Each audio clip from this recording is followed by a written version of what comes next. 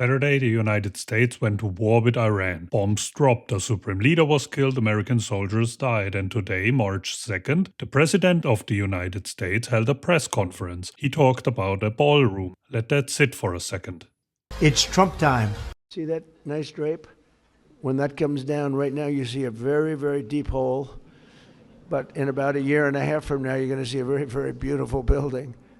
And there's your entrance to it right there. In fact, it looks so nice, I think I'll save money on the doors because it can't get more beautiful than that. I picked those drapes in my first term. I always like gold, but I think we can save a lot of money. I just saved curtains.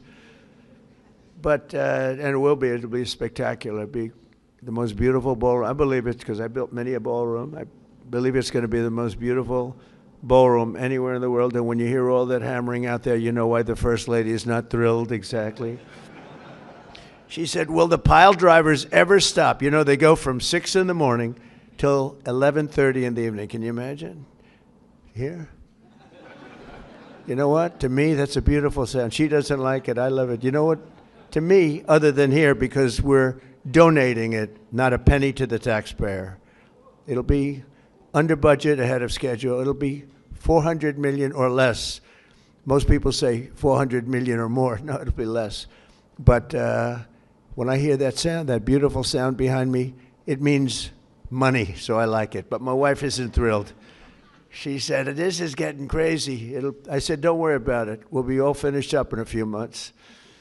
But now for the reason that we're gathered this morning to recognize They called it Operation Epic Fury, which, and I say this without a hint of irony, is actually the name they chose. Epic Fury, for a war that real people are dying in. Explosions all over the Gulf states. Bombs flying, airlines cancelled over 1,500 flights, hundreds of thousands of passengers are stranded. Stock market dropping, oil prices are spiking, the entire Middle East is on fire. And here's the cherry on top, a senior Senate Democrat with access to classified intelligence said he saw no intelligence that Iran was planning to strike the US first. None. So we started a war. People are dying and the justification is already crumbling. But sure, tell us about the ballroom. The backstory, because this ballroom didn't start today. This has been brewing for a while and it tells you everything you need to know about how this man thinks. He wanted to build that fucking ballroom at the White House since at least 2010, back when he was just a private citizen. Now he's the president again and he went for it.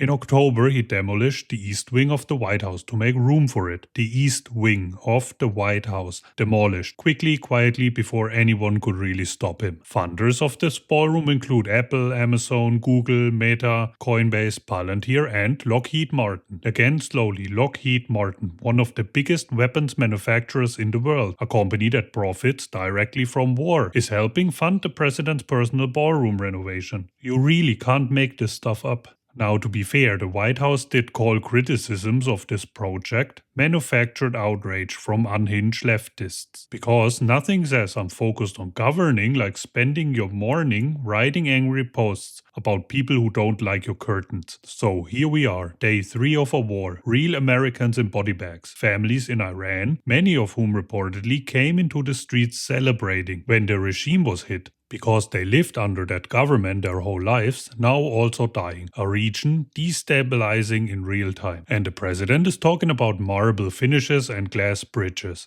Now here's where it stops being abstract and starts hitting your wallet, your life, your family, because wars aren't just something that happens on TV. They have a tab, and guess who picks it up? Oil prices are already rising. Marine insurance costs for tankers in the Gulf are up 25 to 50%. That increase travels through the supply chain and lands at the gas pump. Your gas pump. If you have a 401k, a retirement account, any kind of investment, you already felt this. And we are already stretched. Groceries are expensive, rent is brutal, wages haven't kept up, and now we've added a war to the bill. And the man making these decisions is excited about a 90,000 square foot party room. They called it a great big beautiful gift to the United States of America. Soldiers are dead, hundreds of thousands stranded. Oil prices are climbing. You're welcome, America. Look, this isn't really about a ballroom. A ballroom is just marble and money. It gets built or it won't.